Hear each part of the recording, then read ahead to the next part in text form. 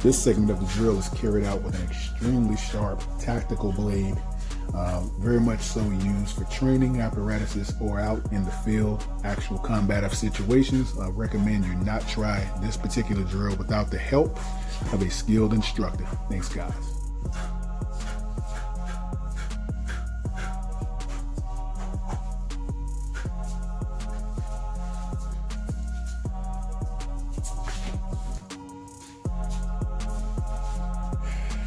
So protecting your throat is very, very key.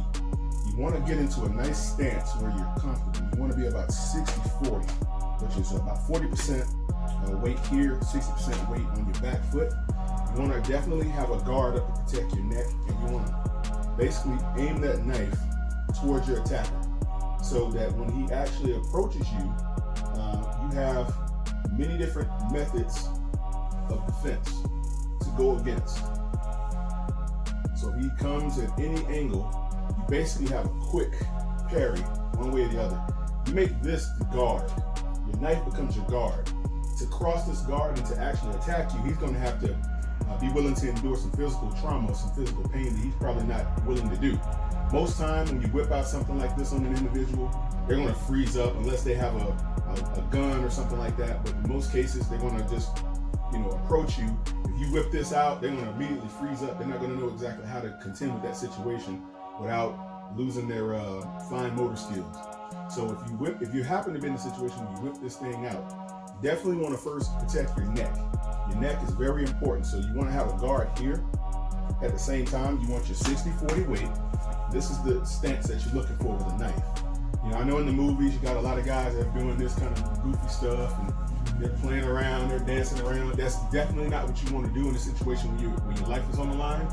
You want to immediately whip your knife out and go into a defensive stance like this, letting him know and understand that if he's to cross this line, he's probably going to get cut. If he comes with a hand this way, and I know Bob doesn't have any limbs, so bear with me, but if he's to come with an overhand right, he's got to contend with that.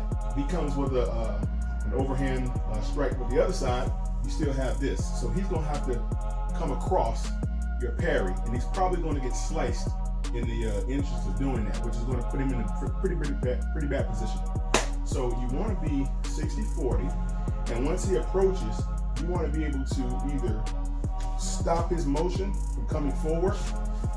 You can stop his motion with a thrust here, or you can be in the position, but only if he's aggressing you. If he's aggressing you, it's kind of like doing a stop kick in martial arts. If he's coming, you pop the kick out to stop his action. You pop that knee. Well, this is basically the same thing. When he comes in, you basically step back or step forward with a half of a step to stop that momentum. So if he's coming towards you, you can either step back or you can step two. Okay? So what you want to do is if he's coming with a strike, some kind of parry, you can come across the neck, another slash here.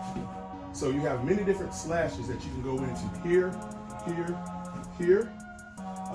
Mainly you want to be more or less protecting his striking mechanisms or striking weapons, which is going to be his arms. So in this case, he's not going to get close enough to headbutt you with this knife pointing right in his sternum. So he's going to more than likely be at about a good 2-foot distance with the knife out. No one in the world that's smart enough, no criminal, is going to get right up on you within a couple of inches of your face while you have a blade out. No one's that stupid. So most people with common sense, even criminals, they're going to stay back at least a good 2 to 3 feet. They're not going to get any closer than this if you have a knife out. Okay? They don't want the liability of what's going to happen to them if they get any closer. So this is your power zone. Okay? Your power zone is here because you can actually use this knife to stop him. You can end him if it comes to that. Hopefully it does not, but if it does, you can end him. You can maim him, strike to the eye. You can actually go to the throat with different slashes here. You there. You got this slash, which will basically end the situation if he's become aggressive with another kind of weapon where your life is in danger, which is actually threatening to maim or harm you long term. Then the throat spear is a very effective method to stop the whole encounter, but no one's going to get close. Again, no one's going to get close enough to you to use that knife where you can actually do this. No one's that stupid. more than likely, if you're going to be able to do this, it's going to be the element of surprise. It's going to allow you or afford you the ability to whip that knife out in a really, really quick situation. So if he's on you and he doesn't know that you have a knife, he walks up on you, hey man, give me your wallet or give me your purse, or just starts to grab on you. The moment you whip that knife out, he's going to take a step back because he's worried about what's going to happen. So he's immediately going to take a step back, and you're going to have the knife out, pointing it at him for your livelihood. So you're going to be trying to protect yourself. So you're going to be here. So the methodology with using a knife is he's not really going to feel a lot of the slashes. Even if you were to engage, he may not feel the slashes to minutes later after the adrenaline wears off, because once the adrenaline starts dumping into the blood, he's gonna probably not realize he's been cut or he's been slashed until he starts seeing the blood. Then it's gonna kick in, and then the pain will start to come into his mind. So he won't really be thinking about the pain until he starts to see the blood, and the blood starts, someone's gonna say, hey man, you're bleeding. He's gonna, oh man, he's gonna notice the blood, and that's when he's gonna lose his mind. So in most situations, once an individual approaches you, 9 times out of 10, if you're an aggressive-minded person and you whip out a blade like this, they're gonna back all the way up, first off, okay? Normally, if a person's gonna rob you with some type of weapon that they have, they're gonna approach with the weapon already out. So if it's a gun and they're coming out they're gonna do something like this, or they're gonna grab you and try to put the gun on you or something like that. Normally people with weapons that are intending to harm you with weapons, they're going to approach you with the weapon already drawn. It's not going to be a situation where you're going to have to figure out what they're going to do, and they're going to come already out at you. You're not going to have to figure out the kind of weapon that they're going to try to rob you with or harm you with. It's going to already be drawn. So if you're in an encounter with someone and they're just trying to verbally bully you or verbally assault you or verbally threaten you, and they're coming to you empty-handed with nothing out, I wouldn't necessarily draw the knife at that particular point in time. I would take a step back and wait for his aggressive action. Once the aggressive action begins, you whip that knife out, he's gonna back up, okay? If he's concealed carry or something like that, normally people with concealed carry permits, concealed carry licenses, they don't go around looking for trouble. They don't go around looking to shoot people for no reason. Normally they're going to be more or less law-abiding, because in order for you to actually obtain a concealed carry permit, concealed carry license, you cannot be a felon in pretty much every state of the union. So you're going to have to understand the mentality of the people that are coming at you. A criminal will never come at you to rob you.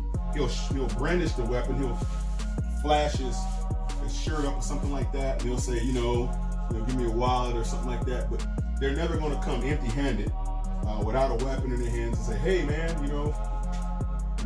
harassing you or whatever have you. So you're going to have to understand the mentality of the person that's approaching you. Once an entity approaches you, they already have the intention to do some type of harm or ill will, specifically if they're trying to take something from you or they're trying to engage you in some type of combative situation.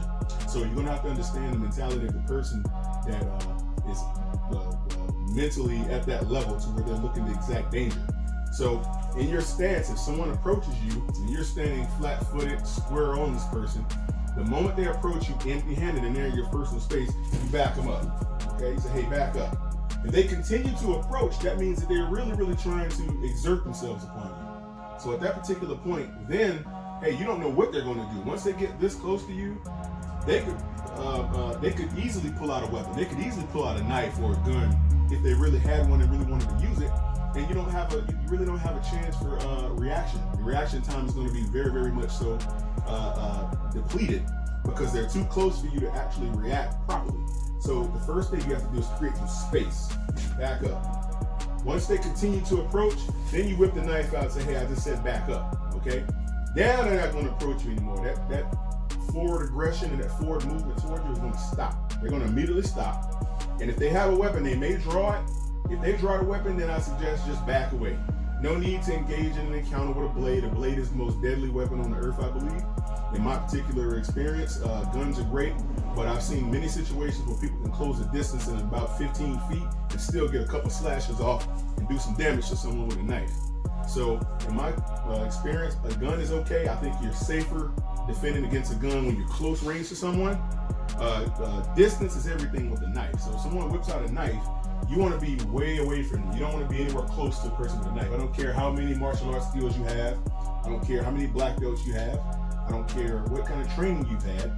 The only time you should be defending yourself against a knife empty-handed or with another knife is if you're backed into a corner and you don't have a possibility to retreat to any direction or whatever. You're being cornered by this person and you have to fight for your life. That is the only time you should be whipping out a knife. Okay, so guys, I want to end this video pretty much by letting you know that I want you to go out, I want you to be safe, I want you to enjoy your livelihoods, enjoy your families, enjoy being a very, very fruitful person and bringing greatness to the world with your energy and your spirit. Go out and strive for the greatest things, but always be aware that there are individuals out there who don't share those sentiments. There are individuals out there who really don't believe in furthering the family values and being good Samaritans and good humanitarians out there. So always know that in any encounter that you run across with people, there are going to be different situations to encounter. We're going to cover that in videos to come specifically to break down each type of encounter that you may run into or you may have to deal with on the street. You may have to basically sift through different things. We're going to end this video with that note. Again, guys, thank you very much for watching. Have a wonderful day.